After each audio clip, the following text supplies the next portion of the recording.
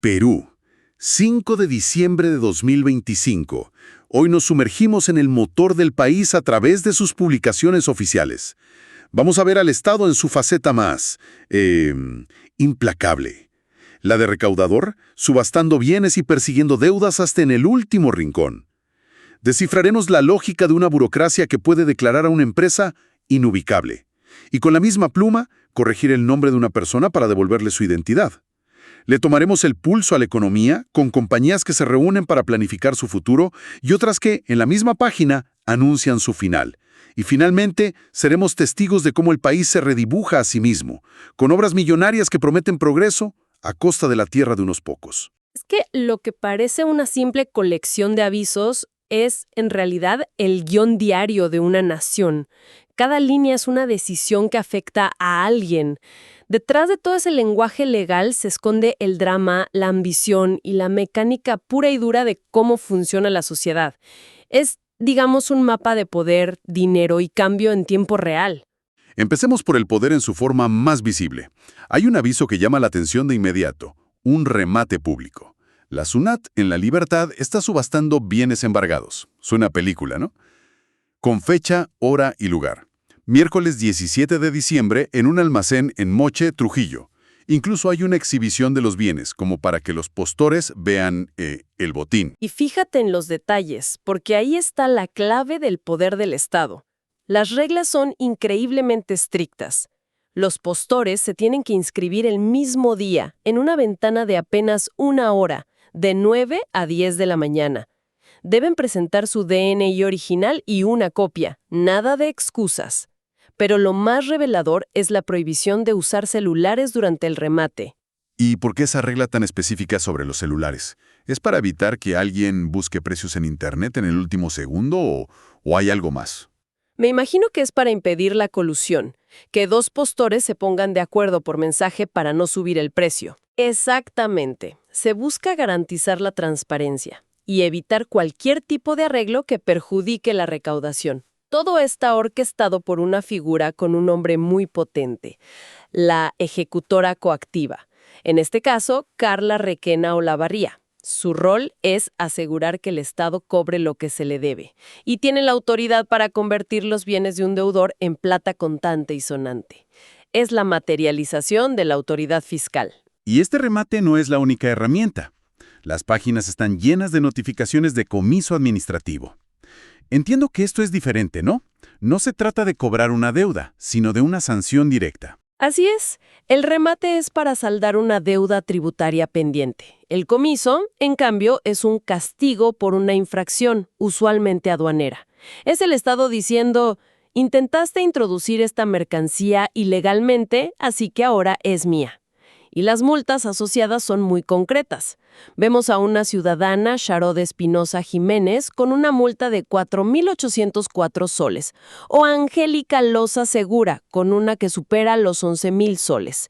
No son cifras redondas, son cálculos precisos de la infracción. Esos números específicos le dan un rostro humano, o al menos un nombre, a lo que de otra forma sería un proceso abstracto, y la variedad de bienes incautados es fascinante. Se mencionan desde taladros hasta algo que parece sacado de una novela de aventuras, un bote de madera de 18 metros de eslora en Iquitos. ¿18 metros? 18 metros. Y para encontrarlo se oficia a la Policía Nacional y a la Marina de Guerra para su búsqueda y captura. Eso nos muestra la escala y el alcance del brazo del Estado. No es lo mismo incautar una caja de herramientas en un almacén de Lima que encontrar y capturar una embarcación en el laberinto de ríos de la Amazonía. Requiere una coordinación interinstitucional enorme.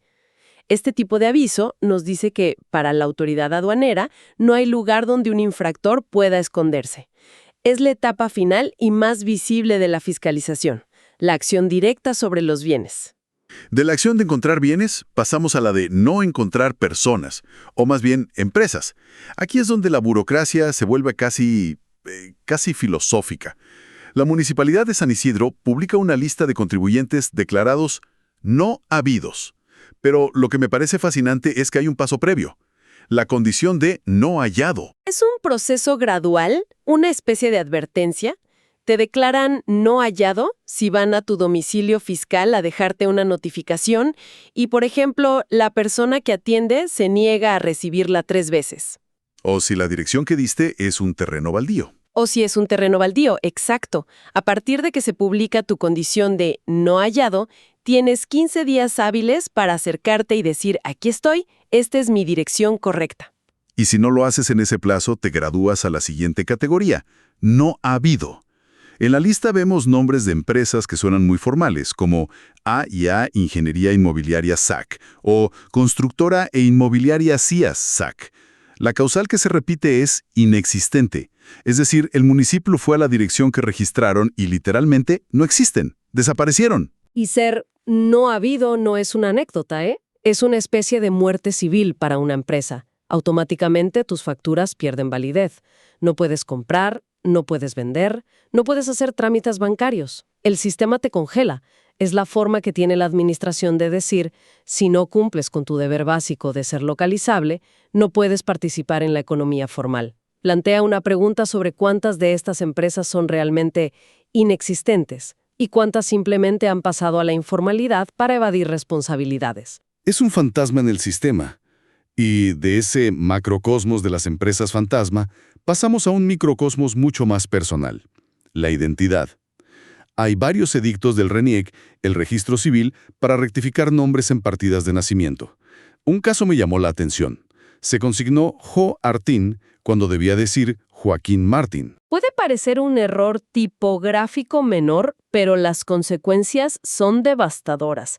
Para el sistema, Joartín y Joaquín Martín son 2 personas completamente diferentes.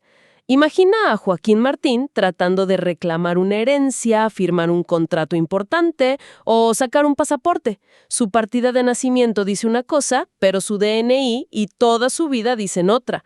Se convierte en un fantasma digital, incapaz de probar que es quien dice ser. Claro, te pasas la vida explicando un error que tú no cometiste. Es la burocracia en su función más esencial, garantizar que tu identidad legal sea coherente y correcta. Un simple edicto como este puede desbloquear la vida entera de una persona. Totalmente. Y nos lleva al siguiente punto. Si la burocracia define quiénes somos como individuos, el mundo corporativo define cómo operamos en conjunto. Y en estos boletines se ve un ritmo casi coreografiado. Sí, hay un patrón clarísimo. Empresas como Demtac S.A., Intaris S.A. y Sigral S.A.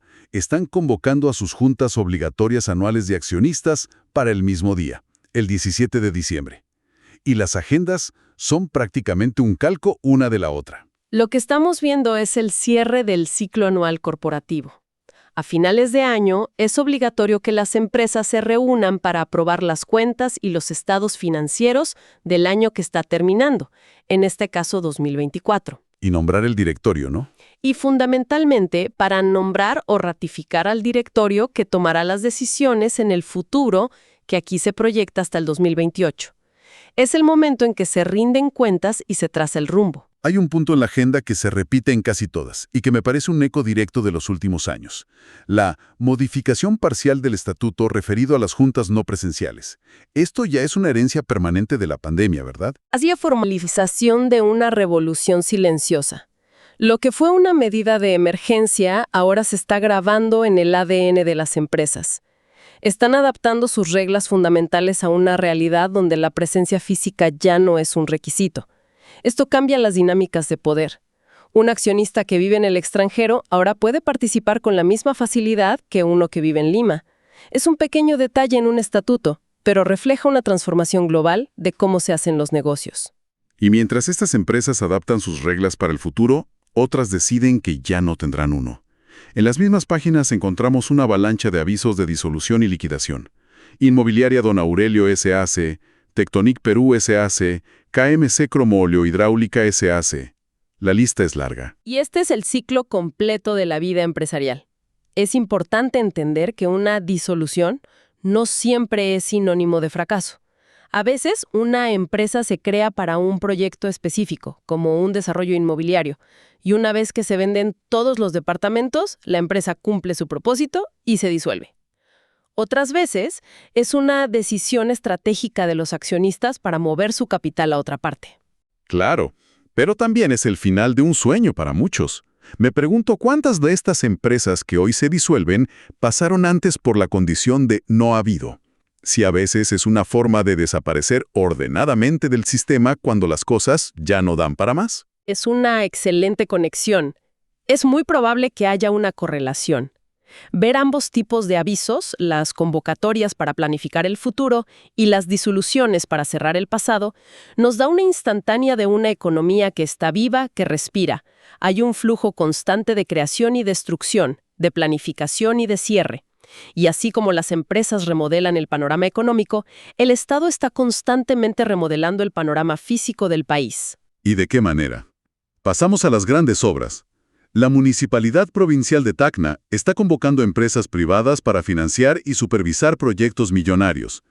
El más grande es el mejoramiento de la avenida Jorge Basadre Groham, con un costo que supera los 12 millones de soles. Este es un mecanismo que se ha vuelto muy popular, conocido como obras por impuestos. En esencia, le permite a una gran empresa, digamos una minera o un banco, usar la plata que iba a pagar en impuesto a la renta para financiar y ejecutar directamente una obra pública. Como un colegio o una carretera. Exacto, un colegio, un puente o una carretera. A cambio, el Estado le da un certificado que cancela esa deuda tributaria. Suena eficiente. La empresa privada suele ser más rápida que el Estado para construir. Pero, ¿cuál es la crítica? Si una empresa privada tiene el dinero y la capacidad de decidir qué obra financiar, ¿qué le impide priorizar la carretera que lleva a su propia planta en lugar del hospital que necesita la comunidad? Ahí está el centro del debate. Los defensores dicen que acelera la inversión y cierra brechas de infraestructura que el Estado, por su lentitud, tardaría décadas en cerrar. Los críticos argumentan que puede distorsionar las prioridades del desarrollo, alineándolas con los intereses corporativos en lugar de las necesidades públicas más urgentes. Es una herramienta poderosa, pero con el riesgo de que la agenda privada influya en la planificación pública. Y toda esta construcción, todo este progreso, tiene una cara B. El Ministerio de Transportes, a través de Provías Nacional, publica una serie de comunicados sobre predios afectados por obras viales. Mencionan la carretera Cañete-Lunahuana, un camino vecinal en Oxapampa, pero lo que es realmente impactante es el plazo que le dan a la gente. Es brutal. El comunicado dice que los propietarios o poseedores de los terrenos afectados tienen un plazo máximo de 5 días hábiles para presentar una oposición documentada. 5 días. 5 días. Es casi imposible. Imagina a un agricultor en una zona rural de Oxapampa. Primero, tiene que enterarse de que su nombre salió en una publicación oficial. Luego, tiene que entender el lenguaje legal, encontrar los documentos que acrediten su propiedad, conseguir un abogado y presentar una oposición formal en una oficina que probablemente está a horas de su casa. Todo en 5 días.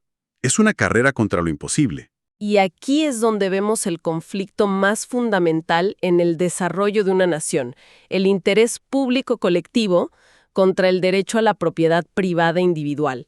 La nueva carretera, en teoría, beneficia a miles de personas, pero para construirla hay que pasar por encima del terreno de alguien. El plazo tan corto no es una casualidad. Está diseñado para acelerar el proceso de expropiación y minimizar los obstáculos.